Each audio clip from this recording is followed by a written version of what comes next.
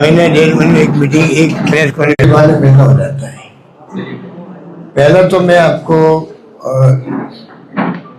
आदर्श credit घोटाला जो हुआ है वो बहुत बड़ा घोटाला है और उसने हिला के रख दिया। करीब 22 लाख लोगों की मेहनत में पानी फिर गया। 15,000 करोड़ रुपए का घोटाला हो गया। अब इसके लिए जो नेता प्रतिपक्ष जोड़ी साहब उन्होंने प्रेस कॉन्फ्रेंस भी की और पहले असेंबली में मामला उठाया था, पर दुर्भाग्य से सरकार की नींद नहीं खुली। और आज भी जो है डबल एजी जो दिल्ली में है, मिस्टर शिव मंगल लगाते हैं, शिव मंगल जी साहब मामले, वो उनकी जो फर्म है वो उसकी पैरवी करें आज भी। अफसोस है कि अगर पहले मान लीजिए सरकार के ध्यान नहीं हो और उसके अंदर मान लो कोई गलती हो जाए तो अलग बात है, पर जब नेता प्रतिपक्ष ने ध्यान दिला दिया कि जो आपके वकील सरकार के सुप्रीम कोर्ट में पैरवी कर रहे हैं, हाई कोर्ट के अंदर जब केस लगा जमानत का, तो जिस केस में 6 जजेज ने रिक्यूज कर दिया हो, विड्रॉ कर लिया हो, 6 जजेज ने, ऐसा मैंने हिंदुस्तान पहली बार सुना। किसी केस के लिए एक जज रिक्यूज कर लेता, 2 कर लेते हैं, अगर 6 जजेज ने किया है, इसका मतलब कितना बड़ा मामला होगा ये। और उसके बावजूद भी 7वें जज ने भी रिजेक्ट कर दी बेल, तो सुप्रीम कोर्ट में गए वो लोग। उसमें हमारे डबल एजी को खड़ा किया गया, पूरी फर्म को ही कर दिया उन्होंने, जो आरोपी थे उन्होंने भी वकील कर दिया। फर्म शिव मंगल जी की फर्म है वो, उसमें 2-3 वकील और उनके साथ में है, और 3 केस थे। एसओजी का एक अलग था, एक जो सीरियस फ्रॉड इन्वेस्टिगेशन ऑफिस बना हुआ दिल्ली में केंद्र सरकार का, उनका एक केस था गुड़गांव में, और एक दिल्ली में चल रहा था। अब उसके अंदर जिस प्रकार से सुप्रीम कोर्ट में केस लगा, चीफ जस्टिस के यहाँ, आरोपियों ने उसको विड्रॉ कर लिया। कुछ सोच के किया होगा, अब जानते तो सोच के करता है कि सब काम आरोपी। ऐसे हालात है जुडिशरी के देश के अंदर। फिर जस्टिस प्रशांत मिश्रा जी के लगा, उनकी सुनवाई हो रही, उनकी पैरवी कर रहे हैं शिव मंगल शर्मा जी डबल एजी, उनके सहयोगी हैं सौरभ राजपाल, नीति राय जायसवाल। अब सवाल ये उठता है कि सरकार की पैरवी यानी आरोपियों का विरोध करना होता है, परंतु वकील शिव मंगल जी की भूमिका यहाँ बहुत ही ऐसी लगती है जिसमें विचार करना आवश्यक है सरकार की तरफ से। क्योंकि शिव मंगल जी की फर्म जो औरा करके है आरोप, उसी में ये केस जो आरोपी है उनका केस भी वही देख रहे हैं, वो फर्म देख रही है। और मिस्टर सिद्धार्थ चौहान सह आरोपी है, वो फरार है, उसको भगोड़ा घोषित कर दिया गया। तो ये जो आरोपी है, लॉ फर्म ने आरएन कंपनी को नियुक्त किया है, तो शिव मंगल जी, सौरभ राजपाल, निधि जायसवाल तथा इनके सहयोगी जो साथी इस फर्म में है, तो सरकार की पैरवी भी कर रहे हैं शिव मंगल जी। उनकी कंपनी जो है वो पैरवी कर रही है सिद्धार्थ चौहान की भी, 18-19 से भी कर रही है, और दिल्ली हाई कोर्ट और सुप्रीम कोर्ट सब जगह पैरवी हो रही है उनकी आदर्श घोटाले की। और राजस्थान सरकार की ओर से जो एसओजी का मुकदमा है उसकी पैरवी भी हो रही है वहां पर।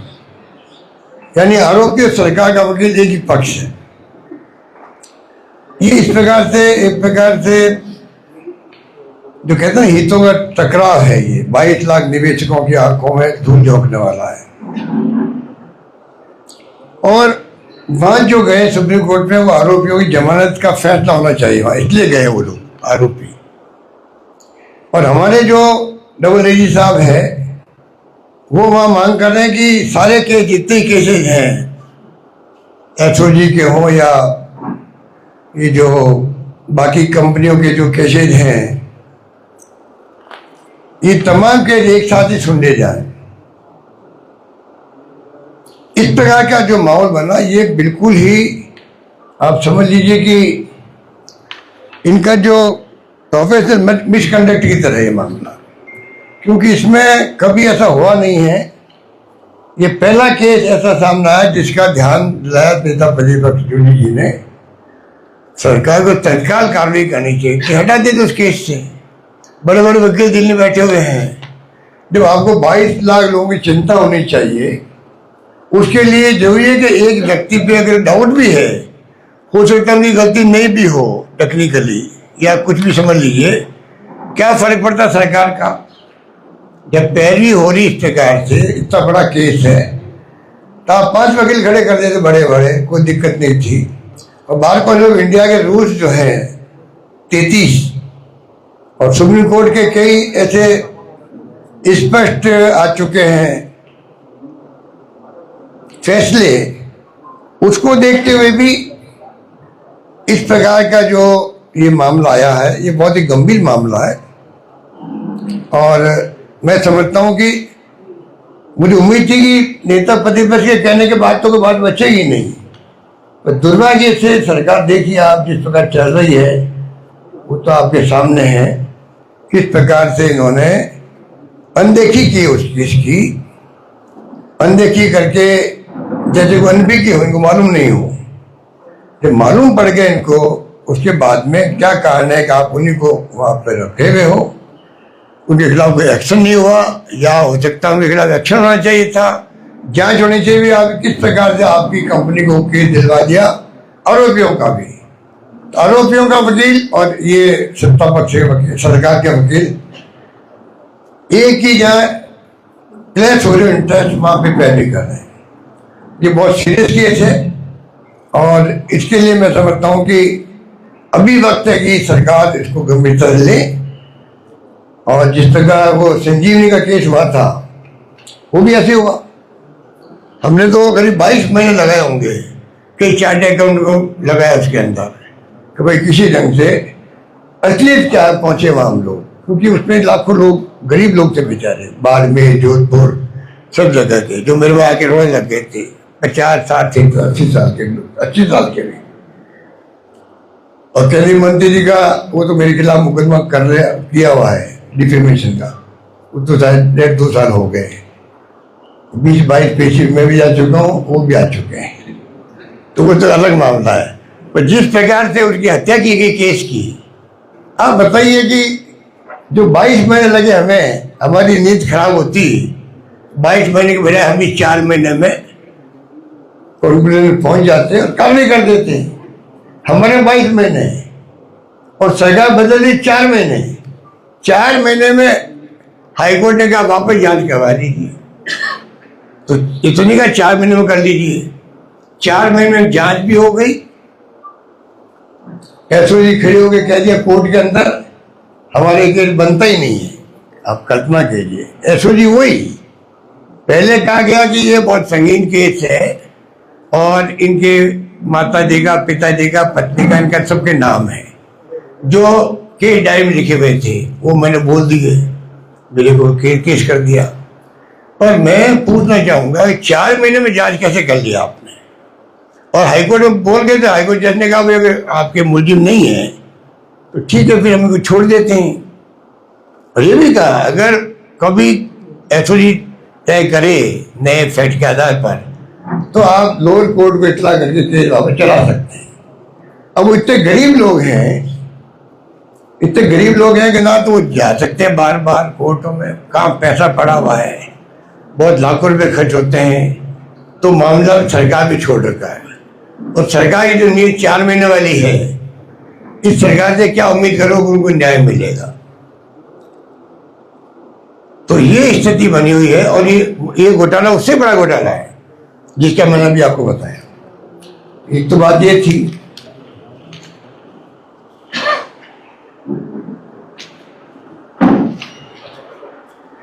दूसरा जो हमने वो पहले आपको मालूम है कि एक सीरीज चलाई थी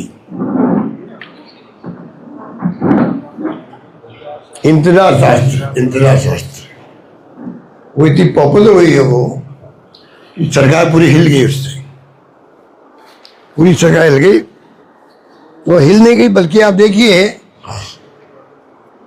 इतनी मजाक बन गई, सरकार की मजाक बन गई कि जितने जवाब दिए गए सब नेताओं द्वारा, इंक्लूडिंग मुख्यमंत्री जी और बीजेपी अध्यक्ष द्वारा, आप तो मीडिया वाले आपने पढ़े होंगे, हमारे इंदिरा शास्त्र में जो इश्यू थे वो तो पब्लिक के थे।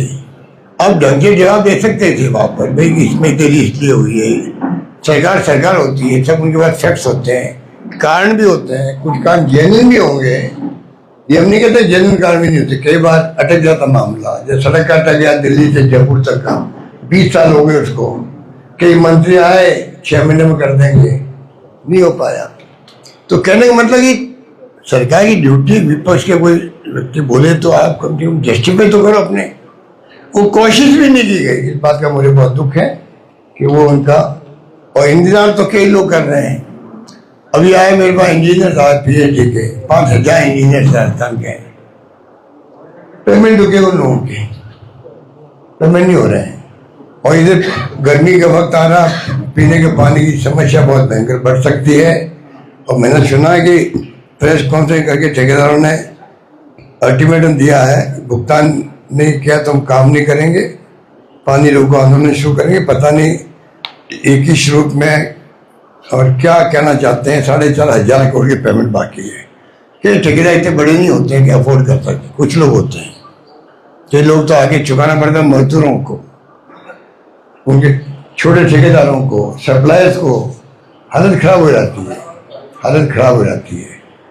अभी कोई किस्सा तो मुझे एक आदमी के आंखों में आंसू आ गए थे। एक MLA साहब आए मेरे पास, मेरे पास एक आए ठेकेदार, अच्छे खाले ठेकेदार थे। ऐसी स्थिति बन गई को उनके आंखों में आंसू आ गए, उनको किसी ढंग से कुछ पैसा दिलवाया मैंने, सचिवालय में हाथाजोड़ी करके थोड़ी सांस हल्की से आई उसको। लेकिन वो बड़ा ठेकेदार है, वो छोटे ठेकेदार तक तंग कर रहे थे। ऐसे कई किस्से। पर कर्ज माफी आपका ये देखिए, अब मैं 2 बातें कहना चाहूँगा। एक RGSS, पूरा पेंशनर समाज, चाहे वो रिटायर्ड हो गए हों या सर्विंग हो, MLA MP, पत्रकार के अलावा जो नौकरी वाले, सर्विस वाले लोग, सभी दुखी है।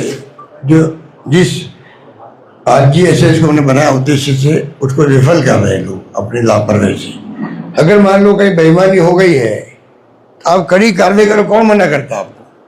पर मान लो कुछ लोगों ने बेईमानी कर दी, थोड़े पूरी स्कीम को बर्बाद कर दो।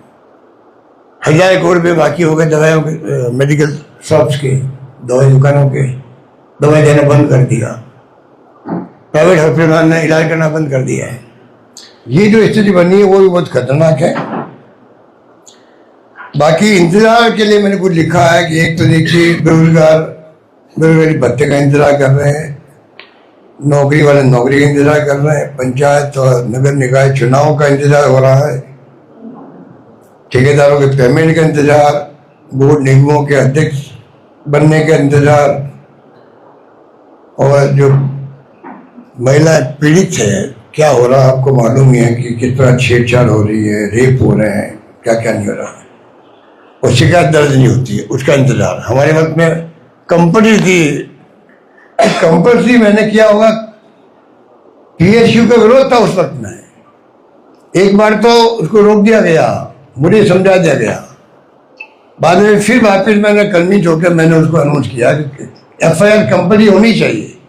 अब FIR के लिए फिरते रहो इधर उधर, इससे दुर्भाग्य की क्या बात हुई है, वहां पर वही हो गया, इसलिए तकलीफ आ रहे हैं। अब क्या बताओ, अन्नपूर्णा किट इतना पॉपुलर है, वो जो ठेला वाला। तो मैंने कहा कि एक गांव में गया, एक 108 साल की उम्र के व्यक्ति थे, उन्होंने करवाया कि मैं अशोक गहलोत से मिलना चाहता हूँ। तो मैं चला गया 400 के पास में, वहाँ पे गया तो वो बीमार टाइप हो गए थे उस दिन। मैं वहाँ हाथ पर जोड़े और नमस्कार किया, वो भी थोड़ा बहुत नमस्कार किया, 2-3 बाद में मौत भी हो गई। तो गांव पूरा इकट्ठा हो गया था उस दिन। वो छेले की बात करना कि आप छेले बंद कर दिया, वो छेला लेके आ गया। मैं कहा भाई मेरी फोटो हटा देते, इसकी बंद क्यों की? इसको भजन आदि अपनी फोटो लगा देते, कायदा भी होता है। पर ये इनकी सोच है, नकारात्मक सोच की बात करें। इसलिए स्थिति बड़ी गंभीर है। यूरिया का अलग लोग इंतजार करते हैं और ऊपर से किसानों की कर्ज माफी कर नहीं रहे हैं। हमारी मांग है कि किसान बहुत दबावा है, तकलीफ में है। आपको जैसे हमने किया उसी पैटर्न पे राजस्थान के किसानों का कर्जा माफ होना चाहिए, मेरी मांग है। अभी खुद किसान बन गए मुख्यमंत्री जी, तो मैं खुद किसान हूं और मैं किसान हूं इसलिए मैं जानता हूं, समझता हूं, मेरा अनुभव है। इस प्रकार की भाषा कुछ बोल रहे थे वो। अब उनको पूछो, अगर आप किसान हो तो किसानों हित की बात तो करो। आप कह रहे हो किसान तो 20-25 दिन ही काम करता है एक साल के अंदर, मतलब आपने उनकी बड़ी बेइज्जती करी है। किसान आपका इस बात को लेके इसके इतना आक्रोश है कि जो महीने आते हैं वो इस बात को भी कोट करते हैं उनसे। आप देखिए ये इनकी सोच है, मुख्यमंत्री में से क्या उम्मीद करें? कहने का मतलब इस प्रकार के हालात में राजस्थान चल रहा है। रिफाइनरी का मामला जो है, रिफाइनरी आपका जो है वो हालात बड़े गंभीर है उसके। मैंने अभी एक एक्सपर्ट है ऑस्ट्रेलिया के अंदर, बाकी तो हम कल से कह रहे हैं, मांग कर रहे हैं, अभी जांच करवाओ, ये करो। पर एक ऑस्ट्रेलिया में एक केमिकल इंजीनियर है, वहाँ प्रोफेसर भी है, एक्सपर्ट भी है। उनसे मैंने बात करी क्योंकि मुझे इतला मिली कि वो जानकार रखते हैं। तो उन्होंने कहा था कि ये कोई मामला जो है, वैसे तो रिफाइनरियों में आग लगती है और पुराने रिफाइनरी में लगती है। उन्होंने सही बात बोली, रिफाइनरी में आग लग जाती है। 20-25 साल पुरानी रिफाइनरी होती है या मैं ज़्यादा होती है तो कई बार आग लगती है, इसमें कोई बहुत बड़ी बात नहीं। परंतु 25 साल में कोई भी रिफाइनरी में कोई नई बनी हो आग लगती नहीं है। नई रिफाइनरी में आग नहीं लग सकती। इसमें कहीं कहीं या तो चूक हुई है या मतलब दबाव पड़ा हुआ कि आप जल्दी की, जो भी किया हो। पूरे 2-3 कारण बताए। उसमें कारण ये भी था कि ये जो जल्दबाजी में चूक हो गई, मनोवैज्ञानिक दबाव इनके ऊपर ज्यादा डाल दिया गया हो। मैंने कई कारण बताए कि कुछ कारण ऐसा हुआ होगा जहाँ कहीं कहीं, वरना नई रिफाइनरी में आग लगने का आज तक सुना नहीं। उनका ये कहना मतलब पुरानी रिफाइनरी में आग लगती है, इसमें कोई बात नहीं हुई। वैसे उन्होंने कहा था कि सेफ्टी पहले होना चाहिए। जैसे ऑस्ट्रेलिया के अंदर हमारे वहाँ हम सिखाते हैं सबको, बच्चों को भी, कि चाहे वक्त लग जाए प्रोटेक्शन की बजाय सेफ्टी का ध्यान रखें, प्रोटेक्शन की बजाय। ये हमारी थ्योरी है ऑस्ट्रेलिया के अंदर। तो ये मतलब अनफॉर्चुनेट आग लगी, उसे गहरे में जाना चाहिए। कोई पता नहीं सपोर्टेज तो नहीं हुआ हो।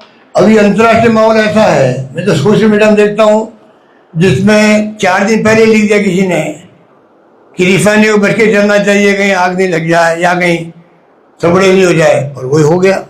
अब वो कुछ उससे लिंक करें नहीं करें अलग बात है, पर ये बातें दिमाग में आती है सबके।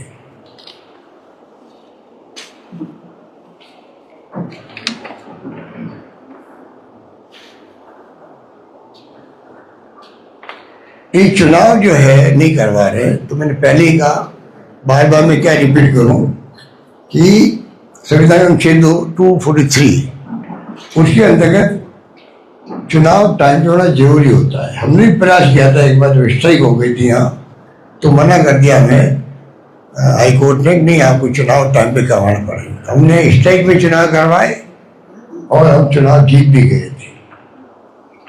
पर इनको इतना क्या डर है भाई कि जब हाईकोर्ट कह रहा आपको 15 महीने डेट दे दिया आपको, अब चिंता ही नहीं हुई। सुप्रीम कोर्ट में गए तो आपको रिलीफ नहीं मिली, तब भी आप चुनाव नहीं करवाते। तो ये कॉन्स्टिट्यूशन ब्रेकडाउन की तरह है। क्योंकि दो डबल इंजन की सरकार है दिल्ली में भी, यहाँ भी, कौन किसको क्या कहे। वरना केस तो फिट केस है कि राज्यपाल को रिपोर्ट भेजनी चाहिए राष्ट्रपति को कि ये कॉन्स्टिट्यूशन ब्रेकडाउन हुआ है और सरकार भंग करो, इसको होना तो ये चाहिए। जो सरकार चुनाव नहीं करवा सके उनके लिए क्या कहें। बाकी तो भी ये पंचायत राज में पता नहीं क्या क्या बोलते रहते हैं, महिलाओं की बात बोलते रहते हैं। महिला पे आ रहा हूं मैं लास्ट में भी, महिला बोर्ड का अध्यक्ष तक नहीं है, महिलाओं की बातें लोग कर रहे हैं। शिक्षक भर्ती में कहा 33 से बढ़ा के 50 कर देंगे और नोटिफिकेशन जारी नहीं किया। तो ये स्थिति गवर्नेंस की देखें तो बहुत ही कहना चाहिए कि स्थिति बड़ी नाजुक है राजस्थान में। अब ये इनको पता नहीं, क्योंकि हवा में उड़ते रहते ज्यादा, तो जमीनी हकीकत से मालूम नहीं हो रहा है।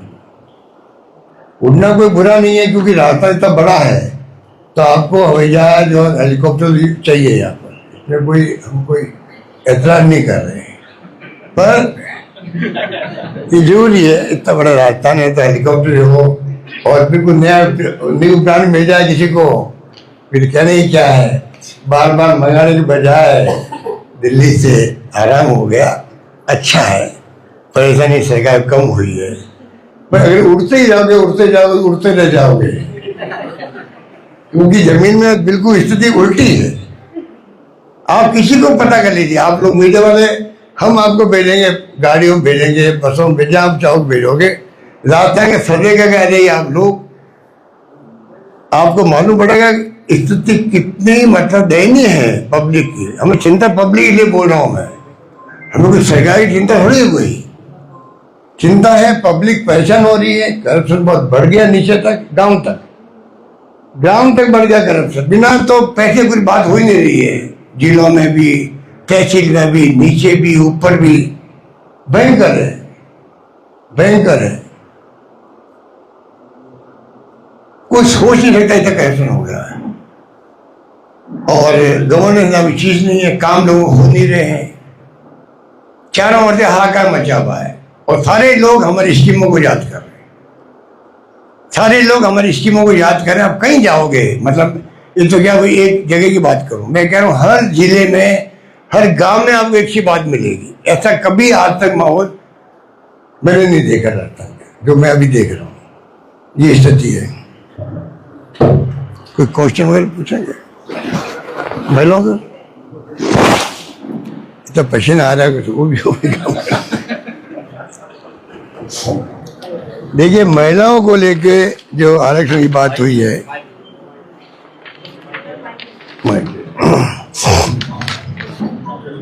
ये महिलाओं का मामला जो है वो तो अब इतना संगीन है। अगर मान लीजिए विपक्ष एक नहीं होता,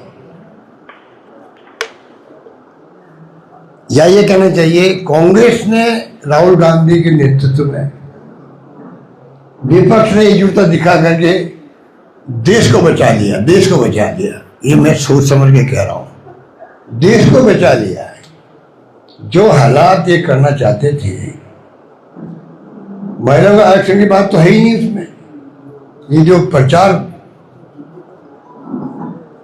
प्रधानमंत्री जी आप संबोधन करो देश को, अरे देश को संबोधन होता है देशवासियों के लिए होता है, उनको समझाने के लिए होता है। कोई बात को देश हित की बात समझाना होता है, राजनीति करने के लिए नहीं होता है। मोदी जी ने जम के राजनीति करी, जम के 50-60 बार तो कांग्रेस का नाम ले लिया, तमिलनाडु और बंगाल की महिलाओं को भड़का दिया। ये क्या हो रहा है देश में? ये मामूली मत समझो इसको आप, मतलब आप हम क्या मामूली समझे? पब्लिक को भी समझना पड़ेगा, देश की दिशा में जा रहा कोई नहीं जानता है, किस दिशा में जाएगा कोई नहीं जानता। ये स्थिति है। आपने महिला आरक्षण तो 2023 में हो गया, पक्ष विपक्ष मिल के दिया, और इतना सीरियस मामला था। आप बताइए मुझे, कम से कम उनको मालूम था बगैर विपक्ष के हम लोग इसको पास नहीं करवा सकते। उसी गंभीरता से अगर ये लोग चलते तो पहला काम होना चाहिए था इनका कि ऑल पार्टी मीटिंग बुलाते, ऑल पार्टी मीटिंग। जो बार बार खड़गे साहब राहुल जी कह रहे थे, नहीं माना नहीं माना। दक्षिण के मुख्यमंत्री को बुलाते, प्रधानमंत्री खुद बुलाते, 1 to 1 बात करते या बैठ के बात करते, भाई हमारी मंशा ये है आपके हित सुरक्षित रहेंगे।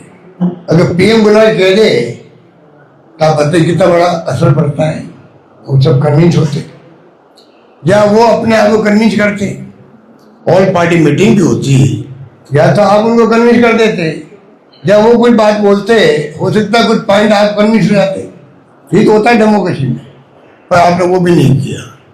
और तीसरा बहुत छोटी बात थी कि भाई चुनाव चल रहा है तो आप क्यों नहीं इनको 15, 16, 17 भेजा है, आप इसको 29 तारीख के बाद बुला लीजिए। आपने नहीं बुलाया, अब बताइए। तो जनता को इतनी मूर्ख समझते हैं कि ये सब बातें लोग जेल में नहीं है क्या? फिर आप ढकोसला कर रहे हो कि विपक्ष ने पास नहीं होने दिया। क्या पास नहीं होने दिया? कानून तो बना हुआ है, कानून तो बना हुआ महिलाओं का। तो जिस प्रकार इन्होंने जो षड्यंत्र रचा परिसीमन का, वो बहुत खतरनाक था। 850 सीटों का परिसीमन, 543 से सीधा 850। अब सोशल मीडिया आते रहते हैं कितने खर्चे हुए, जो मैं उस पर नहीं जा रहा हूँ, खर्चे अपनी जगह बताया उन्होंने। पर उसके अलावा भी आप 850 सीटों का परिसीमन अपने हिसाब से कर दो देश के अंदर। आरएसएस और बीजेपी वाले बैठ के नक्शे बना देना, जो बना चुके थे ये लोग। ये जो घनश्याम तिवारी जी, राठौड़ जी, और कौन है वो पूर्णिया जी है कोई, अरुण चतुर्वेदी जी, ये जिस प्रकार बर्बाद किया इन्होंने नगर निगमों के परिसीमन, वो भी चालाकी से लोग कुछ कुछ करते रहते हैं जो मालूम नहीं पड़ता है। इनके तो वो जो आरएसएस केंद्र है वो तो वहां तो कोई जा नहीं सकते, कोई पता नहीं क्या करते हैं वहां बैठ करके। तो क्या किया होगा किसी को नहीं मालूम। वो चाहते हैं छूट मिल जाए, परिसीमन छूट मिलने का वो विधायक संशोधन था, वो परिसीमन की छूट मिलने का जो आसाम में हम देख चुके हैं। आसाम में परिसीमन बाद में हुआ था, अपने 9 में यह हुआ, राजस्थान में लागू हुआ 9 में, 3-4 में शुरू हो गए, वहां बहुत बाद में हुआ था। ऐसा परिसीमन किया उन्होंने कि वोट ज्यादा कांग्रेस का है पार्लियामेंट में, और सीटें ज्यादा आई बीजेपी की। हमारी 9 आई, बीजेपी की नहीं, सॉरी, हमारी 3 आई, उनकी 9 आई। ये परिसीमन का परिणाम है। इतना खतरनाक परिसीमन होता है, मजाक बना देता वहां पर। जम्मू कश्मीर ऐसा ही किया। तो ये जो स्थिति है उससे आप समझ सकते हो कि किस रूप में इन्होंने चालाकी से उसको लेके आए। और जो प्रधानमंत्री की स्पीच थी आपने भी सुनी होगा, उसके अंदर क्या फायदे मिले, क्या नुकसान होगा इस पार्टी को। ये स्पीच दी प्रधानमंत्री जी ने कि 23 में किसी को, 24 में किसी को फायदा नहीं मिला क्योंकि आप सबने साथ दिया, अब साथ नहीं दोगे तो आप सबको नुकसान हो जाएगा परमानेंट। मतलब हमारा नुकसान जनता प्रधानमंत्री करना गया उसके अंदर। ये तमाम देखे।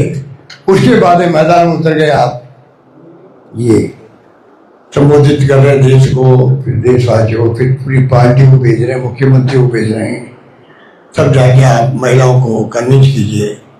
और मैं आपको आज कहता हूँ इनको मोगी खानी पड़ेगी, क्योंकि कांग्रेस कह रही है आपने 542 जो है कानून पास किया हुआ है, आप तो कर दीजिए उसके अंदर ही, ओबीसी को मिला दीजिए।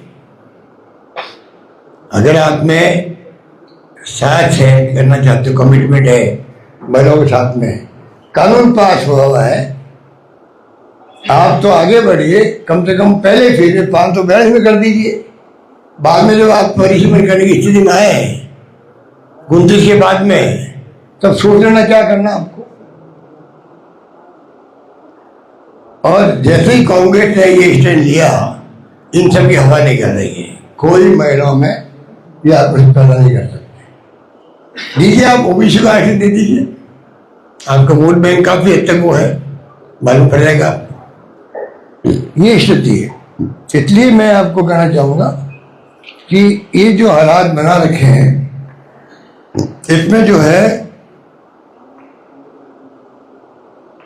बड़ा अंतर भी होता है। देखिए 2001 में जो था, 2001 में 101 करोड़ थी आबादी देश में, और 2011 में 121 करोड़ हो गई, मतलब 20 करोड़ लोग ज्यादा बढ़ गए। अब भी लगभग वही होगा। तो 20 करोड़ लोगों को वंचित क्यों कर रहे हो आप? 2011 के आप आधार पर क्यों कर रहे हो सेंसस? सेंसस क्या कर रहे हो? परिसीमन कर रहे हो। आज हम 2026 में बैठे हुए हैं, 2011 को आधार बना के आप परिसीमन करना चाहते हो, तो अभी मंशा तो स्पष्ट मालूम पड़ जाती है। इसलिए बहुत ही गंभीर बात थी महिला वाली भी, और इसमें आप देखेंगे कि जनता सब समझ रही भी है इनकी मंशा क्या है। और 850 के फिगर अचानक दे दी इन्होंने, सब असेंबली में डबल कर दिए, और उसकी गंभीरता दिखाई नहीं। उस गंभीरता के लिए साल भर आपको बोलना पड़ता है, कहना पड़ता है, डिबेट करनी पड़ती है, नेशनल डिबेट होनी चाहिए। ये जो हुआ है 850 डबल असेंबली वाला, मैं कहना चाहूंगा आपको, इतना बड़ा मुद्दा था, पार्लियामेंट सब कमेटी में भेजते, नेशनल डिबेट करवाते, पूरे देश के अंदर डिबेट होती साल भर तक। उसके बाद में आप आगे बढ़ते कि लोगों का मूड क्या है। अब अचानक ही चाइना में है ना जनरल असेंबली 1000 लोगों की, जो वहां चुनाव होते ही नहीं, फिर वहां चुनाव एक तरफे होते वहां, तो वही आप चाहते हो हिंदुस्तान में लागू हो। इनकी असली मंशा वो है, चुनाव मुनाव कुछ नहीं है, नाम का इलेक्शन कमीशन हो और हम लोग सत्ता बने रहे हैं। ये इनकी मंशा बहुत खतरनाक है, डेमोक्रेसी खत्म करना चाहते हैं। धन्यवाद। सर, आपने रिफाइनरी की बात कही,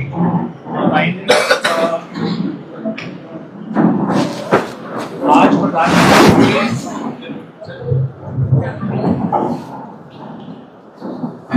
प्रधानमंत्री ने बालोतरा में आना था, तो उससे एक दिन पहले इतनी बड़ी आग रिफाइनरी में लगनी, क्या आप राजस्थान के सरकार के प्रशासनिक अमले की बड़ी चूक मानते हैं इसमें? आपने कहा, आपने किसी ऑस्ट्रेलियन एक्सपर्ट से बात की थी, आपने कहा कि उन्होंने कई कारण बताए कि जिसकी वजह से ये हो सकता था। आपने उसमें कहा कि एक जल्दबाजी की एक वजह हो सकती थी, और क्या वजह हो सकती है जिसकी वजह से ये इतना बड़ा? देखिए, जवाब उन्होंने दिया, मैंने आपको बता दिया कि वो ये कह रहे थे कि रिफाइनरी में आग लगती नहीं है, लगती है, पुराने रिफॉर्म लगती है, ये कोई अनयूजुअल कुछ नहीं होता है।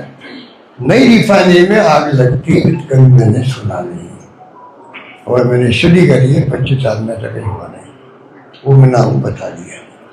वो तो अपने जो चिंता, वो भी चिंता प्रकट कर रही थी कि भाई नई रिफाइनरी बनी थी, आने वाले थे। अब किसी मुल्क का प्रधानमंत्री के जाए, उसके पहले इतनी बड़ी दुर्घटना हो जाए, जहाँ एसपीजी होती है 2 दिन पहले पहुंच जाती है वहाँ, सब देखते करते हैं वहाँ। ये घटना इसको मामूली नहीं मान सकती, ये घटना बहुत बड़ी घटना ही है अगर कोई माने तो। क्या एक बहुत बड़ा हादसा बन गया है सर? अब पता नहीं कितना नुकसान हुआ होगा, कितने महीने लगेंगे ठीक होने में, अलग बात है। पर ये वैसे इन्होंने इसको डिले कर भी अच्छा नहीं किया। मेरी शिकायत तो दूसरी इनसे, मुख्य शिकायत मेरी है कि जब हमने इसका शिलान्यास कर दिया, बड़ी कठिनाई से हमने कन्विंस करके प्रधानमंत्री जी को, सोनिया जी से बात करके, और इसको फिर मोदी जी मंत्री थे, सबको लेके आए यहाँ पर। रिफाइनरी का फैसला, बहुत बड़ा फैसला तो वो था, और 4 साल को रोक दिया वसुंधरा जी वक्त में, और ये तो बहुत घाट का सौदा है। कम रखा इसका, 26% क्यों रखा? पानी हमारा, बिजली हमारी, तेल हमारा।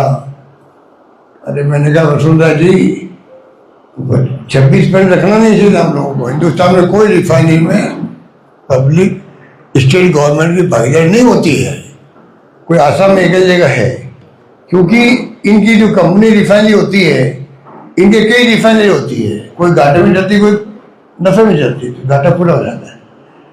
अगर स्टेट गवर्नमेंट अगर भागीदारी बना ले तो वो घाटे में आ जाए, तो स्टेट गवर्नमेंट 1000 करोड़ क्या दे सकती है, तो घाटा इसलिए होता नहीं, आपको गलत फहमी है, फिर वो चुप हुए बोलते। सर वसुंधरा जी के कार्यकाल के बाद 5 साल का कार्यकाल आपका भी कर सकता, क्यों? तभी तो 80% काम हुआ है। ये जो काम हुआ है असली तो हमारे वक्त में हुआ ही है। और अभी 2.5-3 साल लगा दिए उन्होंने।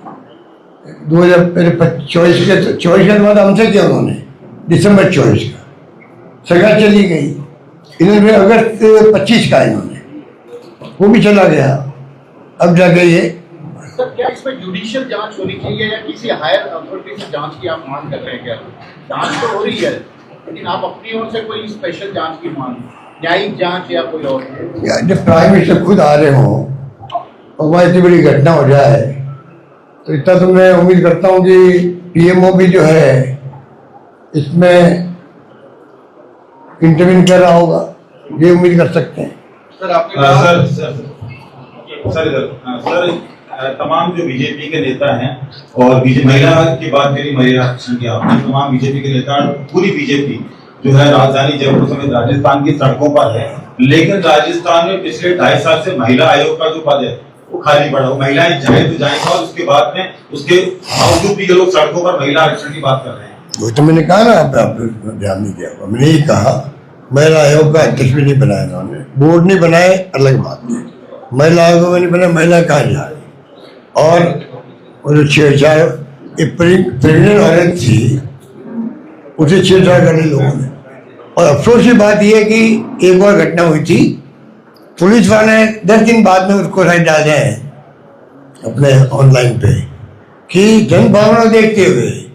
तो क्या जनभावना देखते हुए आप FIR दर्ज करोगे? क्योंकि मजाक की बात करिए, क्राइम हो गया है, पुलिस ड्यूटी होती है, क्राइम का मालूम पड़ते ही FIR दर्ज कर दो। सर महिलाओं की बात चल रही है, पूर्व मुख्यमंत्री वसुंधरा राजे का एक लेटर वायरल हुआ था। उस वायरल लेटर के इशू में आज मध्य प्रदेश से कांग्रेस IT सेल के 4 युवाओं को गिरफ्तार किया गया है। हरीश चौधरी इसकी मांग उठा रहे हैं और बीजेपी कह रही है कि हम इसकी जड़ तक जांच करेंगे। मुझे जानकारी नहीं इसकी जानकारी। सर आपने कहा कि रिफाइनरी का जो काम था और जिस तरीके से हादसा हुआ और जो वर्ल्ड में सिचुएशन चल रही है अभी पूरी दुनिया में, इस तरीके की चर्चाएं चल रही है और एक जिस सोशल मीडिया का ट्विटर का जिक्र किया आपने कि रिफाइनरी में इस तरीके के हादसे हो सकते हैं, जो 16 तारीख को एक वायरल हो रहा है, 16 तारीख को ट्वीट हुआ था, तो आप भी क्या ये आशंका जता रहे हैं कि इसमें साजिश हो सकती है? क्योंकि आज NIA की टीम भी मौके पे पहुंची थी, उन्होंने पूरा जायजा लिया है NIA की टीम ने भी, तो आपको भी लगता है कि साजिश का हिस्सा कहीं ना कहीं हो सकता है, एक बड़ी चूक हो सकती है? देखिए, मैं कैसे कह सकता हूँ इसको। मैं तो ये बात मानता हूँ कि ये घटना अगर रिफाइनरी बन रही होती और बीच में आग लग जाती मान तो एक अलग होता। जब आपने कहा 21 तारीख को उद्घाटन है, 1 महीना 20 दिन पहले कह दिया और PM आएंगे, पूरी बार क्या बच जाता बताइए आप। और अभी अगर सीरियस नहीं रखेंगे, सीरियसनेस नहीं रखेंगे तो दुर्भाग्य होगा। आप दौरा करेंगे? नहीं तो अंदर दौरा करने की कोई तुक है क्या वहाँ पे? जो दौरा करने के तो मैं पहले पहुंच जाते, हम तो कल ही सोच रहे थे, पर कोई मतलब नहीं। PM आ रहे थे, पानी के अंदर घटना हुई है, वो कहेंगे इसी में राजनीति करने लग गए। हम तो जहाँ जाते हैं तो कहते हैं राजनीति कर रहे हैं। मुख्यमंत्री कहते हैं कि अशोक गहलोत कभी बीमार पड़ जाते थे, कभी वो उनके चोट लग जाती थी, फ्रैक्चर हो जाता था, वो मतलब। पर मैं नहीं कहूँगा कि आपके वक्त में रिफाइनरी में आग लग गई, आपके वक्त में जैसलमेर में बस 20 लोग मर गए, या आपके का ये क्या घटना हुई SMS हॉस्पिटल में 7-8 लोग मर गए, आग लग गई। और आग लगी नहीं बागरोटा में कितने लोग मर गए? 20 के आसपास कितने लोग बताओ, अनेकों लोग थे। अब बताइए, तो मैं नहीं कहूँगा कि ये आपके आँख क्यों लग रही जगह पर वो तो कहते हैं कि आपके लग गई, आपके ये हो गया, आपके वो हो गया। हेलो सर, मैं नहीं कहूँगा सर मेरा सवाल ये है, आपने अभी कहा कि पत्रकार ग्राउंड में जाए, खड़ी पे जाके पता करें कि क्या स्थिति है। आपने भी कोई अपना सर्वे कराया कि वर्तमान स्थिति क्या है? क्योंकि आपके रोज मेरे हर विधानसभा में आपके बहुत सारे लोग हैं, आपके तो बात सुनो, बहुत रोज सारे लोगों की मदद की। आप शाम को मैंने आइए 6 बजे चाय पीने के लिए, आपको मालूम पड़ेगा कि वहाँ 100, 150, 200, 250 लोग आते रहते हैं वहाँ। इससे बड़ा फीडबैक मुझे, और राजस्थान भर के लोग आए हैं, गाँव के लोग आते हैं, बताते हैं कि मेरा इलाज हुआ, मेरा पैर कट गया तो ये हुआ, मेरा हाथ कट गया हुआ, मेरे घर में क्या हुआ। आपको अच्छा लगेगा कि लोग फीडबैक देते हैं आकर के। साहब मेरा ये कहना था, संजीवनी मामले में आपने कहा कि एसओजी ने पहले अलग रिपोर्ट थी, बाद में अलग रिपोर्ट थी। जब आप मुख्यमंत्री थे विजेंद्र सिंह और उनके परिवार के ऊपर आरोप लगाए और सरकार बदल गई तो वो 4 महीने में 5 महीने में चेंज हो गया। तो ये माना जाए कि एसओजी सरकार का तोता है, पहले आपके लिए बोल रहे थे, अब सरकार चेंज हो गई तो उनके लिए बोल रहे हैं। हमारे लिए क्या बोले, मैं ही तो कह रहा हूँ 22 महीने लगे, 22 महीने लगे तब भी जांच पूरी नहीं हो पाई। और जो जांच हो रही थी उनमें इनके नाम आ रहे थे, ये तो मैंने कहा, और करीब करीब जांच पूरी होने वाली थी। उसके बाद 4 महीने में पूरी जांच कर दी, 22 महीने का 4 महीने का, और क्लीन चिट दे दी। इसको क्या कहेंगे? अब तोता आपने कहा तो वो तोता आपका सब हो सकता है। मैं तो ये कहूँगा कि इन एजेंसियों को इंडिपेंडेंटली काम करना चाहिए, चाहे ईडी हो, इनकम टैक्स, सीबीआई, एसओजी कोई हो। ये प्रीमियर एजेंसी होती है, एसओजी भी बनाई गई तो प्रीमियर एजेंसी के रूप बनाई गई है, वरना पुलिस है ना, पुलिस के अलावा क्यों बनेगी एसओजी को? इसलिए ये प्रीमियर एजेंसी राजस्थान की है। इनको मतलब कम से कम निष्पक्ष होकर काम करना चाहिए। एटीएस है, एसओजी है, क्यों बनाई गई है? देखिए पुलिस की तरह दवाई करेगी तो बनाते नहीं फिर। तो मेरा मानना है कि ये 4 महीने वाली जो घटना है ना, ये तो आप समझ सकते हो 4 महीने में क्यों हुआ होगा, इंक्वायरी पूरी कैसे हो गई होगी। अधिकारी तो वही है, आईपीएस अधिकारी वही तो दुर्भाग्य है कि सरकार बदलते ही दबाव में आए होंगे, दबाव पड़ा होगा उनके ऊपर, कोई कारण हुआ होगा ना। भाई 22 महीने लगा दिए और 4 महीने, और वो कहते हैं हम उनके विरोधी हैं। हम तो विरोधी थे नहीं, वो अपना केंद्रीय मंत्री थे, राजस्थान के जोधपुर के थे। मेरा व्यक्तिगत क्या था उनसे, कोई मैं तो 4 साल 10 साल में कभी एक शब्द काम नहीं किया उनके खिलाफ में कभी। और ये घटना तो ऐसी थी जो पब्लिक ही थी, उसमें एज ए मुख्यमंत्री मेरी ड्यूटी बनती थी, एज ए गृह मंत्री भी, कोई आगे कहे साहब देखो हमारे ये घटना हुई, मेरे 50 लाख, मेरा 1 करोड़, मेरे 25 लाख डूब गए हैं, और ये घटना तो जांच तो होगी, उसकी जांच मेरे से पहले से हो रही थी शायद मेरे ख्याल से।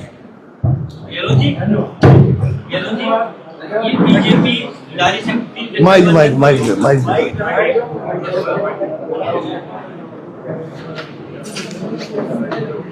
माइक आ गया, माइक आ गया। गहलोत जी, भाजपा जगह जगह प्रदर्शन कर रही है नारी शक्ति बंधन को लेकर, इसके लिए क्या कहना चाहेंगे, ये क्यों प्रदर्शन कर रही है?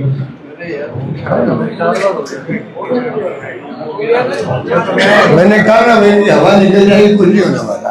गहलोत साहब, यही सवाल मेरा लास्ट है। आप जब मुख्यमंत्री बनते थे और उस जमाने में राजस्थान में ईश्वर की मर्जी थी, अकाल पड़ जाता था, पूरी बीजेपी रोड पे आ जाती थी, और के अशोक जी तो अब शकुन है अभी है। और उसके बाद फिर आप बने, फिर बरसात बहुत अच्छी है। आज ये जो मुख्यमंत्री बने, इतनी ड्राई हो रही है राजस्थान में, ये रिफाइनरी पूरी जल गई। आपने 2013 में सूर्य जी ने शिलान्यास किया था,